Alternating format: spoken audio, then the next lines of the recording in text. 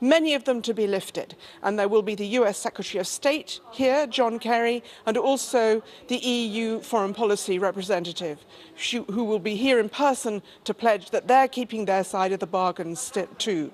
It won't all happen overnight. Obviously, when you get an economic shift like this, companies, banks have to be sure that when these sanctions are lifted, they couldn't still come in for any recriminations if they start having activities with Iran. But it's thought that this will open the door for Iran to engage in the world, sell its oil, invite in foreign companies. A very big change.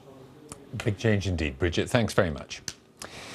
Now, Greek authorities say 3 children and a baby died yesterday trying to make the dangerous journey by sea from Turkey. The baby was found dead on a boat carrying more than 60 people. The children drowned after the dinghy got into trouble in the Aegean Sea near the small island of Agathonisi. Around 20 people were rescued. Greece is the main entry point into the European Union for asylum seekers. More than 850,000 people arrived in the country last year, nearly all by sea, many fleeing the war in Syria. Here, the Labour leader Jeremy Corbyn has been outlining his plans to tackle pay inequality. In a speech in London in the past hour, he said a Labour government would ban companies from paying dividends to shareholders unless they pay workers the living wage. Matt Cole is there and joins us now. Matt.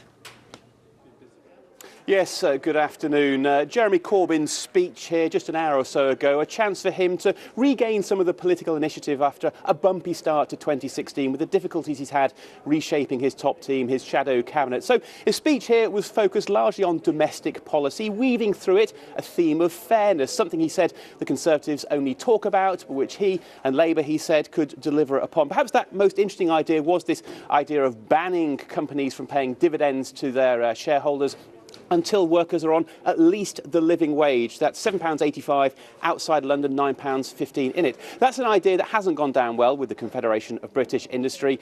They say that, well, pretty much Mr Corbyn should mind his own business, but it went down well here with Labour supporters who are probably glad they're focusing on domestic policy rather than fighting amongst themselves. Matt, thanks very much. Cricket now, and Stuart Broad has put England in an excellent position in the third test against South Africa in